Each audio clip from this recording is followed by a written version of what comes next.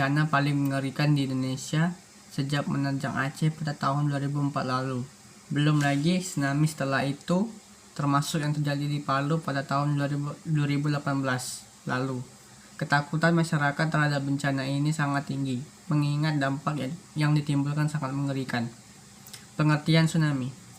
Secara sederhana, tsunami dapat diartikan sebagai suatu kondisi ketika gelombang air laut naik dan menerjang daratan.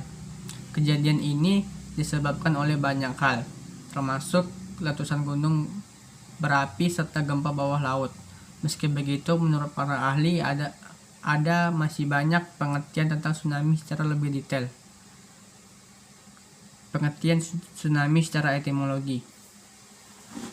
Tsunami sebenarnya berasal dari kosakata bahasa Jepang yang kemudian diadopsi dan digunakan oleh seluruh masyarakat dunia.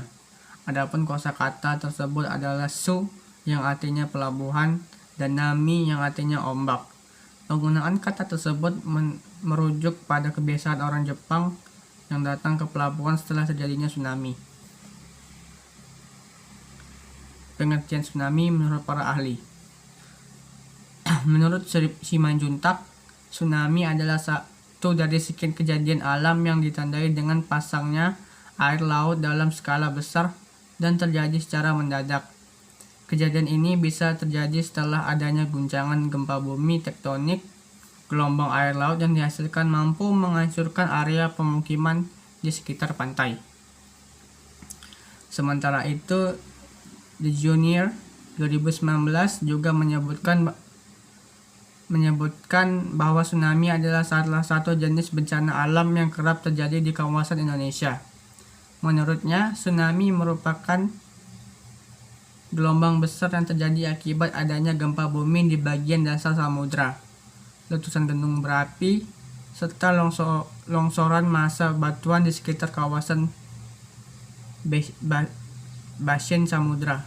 Sedangkan menurut Sudrajat, tsunami yang terjadi mempunyai kaitan erat dengan terjadinya perubahan bentuk di dasar laut dalam secara cepat yang diakibatkan oleh berbagai faktor geologi. Faktor-faktor tersebut dapat berupa adanya letusan gunung berapi dan juga gempa bumi. Pusat Vulkanologi dan Mitigasi Bencana Geologi atau PMBG juga menjelaskan bahwa sejarah tsunami. Menurut Badan Meteorologi dan Geofisika, penggunaan istilah tsunami baru mulai dikenal dunia setelah gempa besar mengguncang Jepang pada tanggal 15 Juni 1896. Akibat dari gempa tersebut adalah naiknya gelombang tsunami yang menewaskan kurang lebih 22.000 jiwa serta menghancurkan area pantai timur Honshu sejauh 280 km.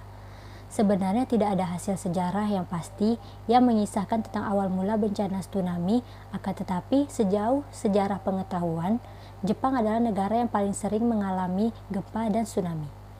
Jadi sejarah munculnya tsunami selalu merujuk kepada negara matahari terbit tersebut, apalagi didukung dengan asal-usul istilah tsunami itu sendiri.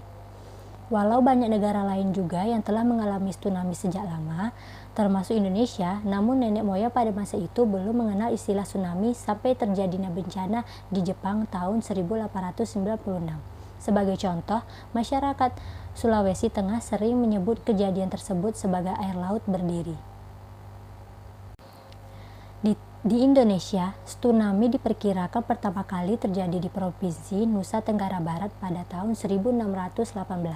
Sejak saat itu, jumlah tsunami yang terjadi di Indonesia terus bertambah dan sepanjang tahun 1600 hingga 2018 setidaknya Indonesia telah mengalami tsunami lebih dari 110 kali.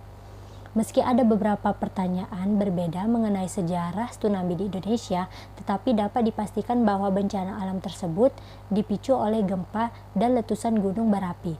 Disebutkan bahwa kira-kira 90% tsunami terjadi akibat gempa tektonik, 9% diakibatkan oleh letusan gunung berapi, dan 1% disebabkan oleh tanah longsor. Karakteristik tsunami. Pembahasan mengenai tsunami tidak akan lepas dari ombak yang terjadi di lautan. Sebab baik tsunami ataupun ombak, keduanya sama-sama menunjukkan kejadian berupa gelombang air laut. Akan tetapi, pada keduanya ada perbedaan di mana ombak merupakan kejadian normal dan tsunami adalah bencana. Ombak adalah gelombang air laut yang terjadi karena adanya tiupan angin, sementara tsunami adalah gelombang air laut yang disebabkan oleh adanya aktivitas geologi bumi.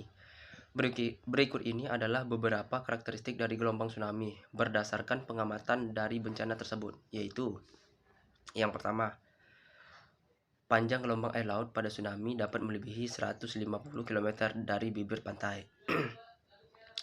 Yang kedua, kecepatan gelombang tsunami menyamai kecepatan pesawat jet, yaitu kurang lebih 800 km per jam.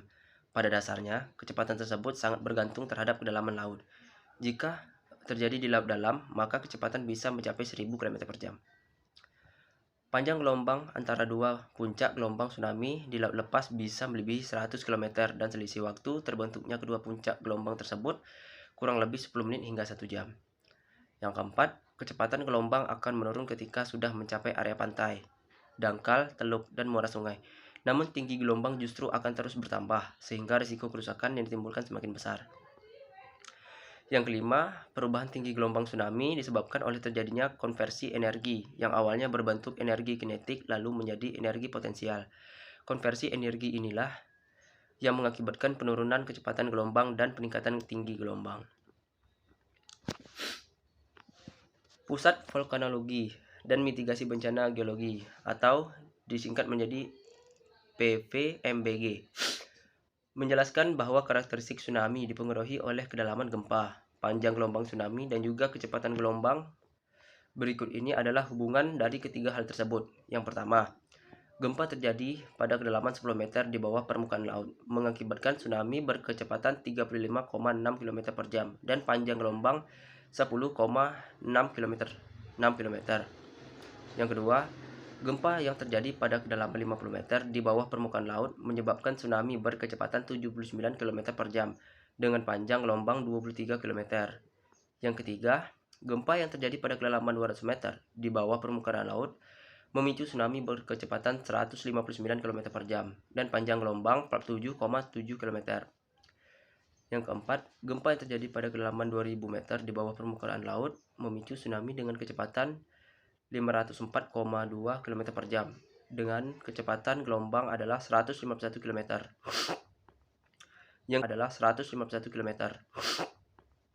Yang kelima, gempa yang terjadi pada kedalaman 4000 meter di bawah permukaan laut menyebabkan tsunami dengan kecepatan 712,7 km per jam dan panjang gelombang 213 km.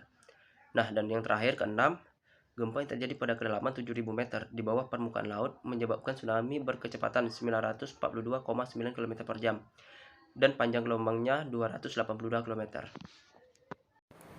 Jenis tsunami. Jenis-jenis tsunami dapat diklasifikasikan berdasarkan beberapa aspek eksternal seperti waktu terjadinya dan penyebab terjadinya. Secara umum, tsunami disebabkan oleh dua hal, yaitu gempa tektonik dan gempa vulkanik yang terjadi pada struktur geologi bumi. Ada 5 jenis tsunami pada umumnya yang perlu kita ketahui. Yang pertama itu tsunami lokal. Jenis tsunami ini berkaitan dengan epicentrum gempa yang terjadi di sekitar area pantai. Umumnya gempa lokal berdampak cukup besar karena gelombangnya sangat terasa meski telah mencapai area dalam. Pemicu tsunami ini biasanya adalah gempa bumi dan longsor di bawah laut akibat erupsi gunung berapi. Yang kedua itu ada tsunami regional. Jenis tsunami yang 10 kali lipat lebih besar dari tsunami lokal. Biasanya waktu yang dibutuhkan gelombang mencapai daratan cukup lama, sekitar 1-3 jam mencapai daratan. Dengan begitu orang-orang memiliki cukup waktu untuk menyelamatkan diri. 3. Tsunami jarak. Tsunami jarak juga biasa disebut sebagai ocean wide tsunami atau tele-tsunami merupakan tsunami destruktif. Artinya jarak tempuh yang bisa dicapai terhitung dari titik tsunami bawah laut, melebihi 1000 km. Dengan begitu, setidaknya butuh waktu 3 jam untuk tiba di daratan. Meski begitu, nyaris mustahil untuk menyelamatkan diri dari bencana alam ini. Jenis ini merupakan yang paling sering terjadi di kawasan pantai yang langsung bertemu dengan Samudra Pasifik dan Samudra Hindia. Misalnya wilayah Indonesia yang bertemu langsung dengan samudra menjadi salah satu negara langganan tsunami. 4. Tsunami meteorologi. Tsunami meteorologi juga bisa disebut meteotsunami atau tsunami atmosfer, merupakan suatu fenomena alam yang menyerupai tsunami. Hanya saja tsunami ini disebabkan oleh adanya gangguan pada atmosfer atau meteorologi seperti gelombang gravitasi atmosfer, lompatan tekanan, angin topan, saluran depan badai, dan sebagainya. Skala spasial dan skala temporal yang dihasilkan oleh tsunami meteorologi sama dengan tsunami pada umumnya, dan dampaknya juga bisa sampai menghancurkan pesisir pantai. Apalagi pesisir yang berada di teluk atau ceruk dengan amplifikasi kuat. Sebenarnya fenomena ini juga dikenal dengan sebutan risaga. 5. Mikrotsunami. 5. Mikrotsunami. Mikrotsunami adalah jenis tsunami yang berukuran sangat kecil, sehingga akan sulit untuk diketahui dengan mata telanjang atau visual. Meski begitu, tsunami juga cukup berbahaya karena sulit terdeteksi. Dibutuhkan alat tertentu jika ingin mendeteksi keberadaan mikrotsunami ini. Penyebab terjadinya tsunami, seperti telah disebutkan, penyebab utama tsunami adalah gempa vulkanik dan gempa tektonik. Akan tetapi, kebanyakan gempa yang terjadi disebabkan oleh adanya gempa tektonik di bawah laut. Berikut ini adalah beberapa syarat yang berpotensi tsunami menurut Pusat Vulkanologi dan Mitigasi Bencana Geologi, yaitu 1. Pusat gempa tektonik atau gempa vulkanik harus terjadi di bawah dasar laut. 2. Kedalaman pusat gempa tidak mencapai 60 km. 3. Magnitudo atau kekuatan gempa melebihi 6,0 skala Richter.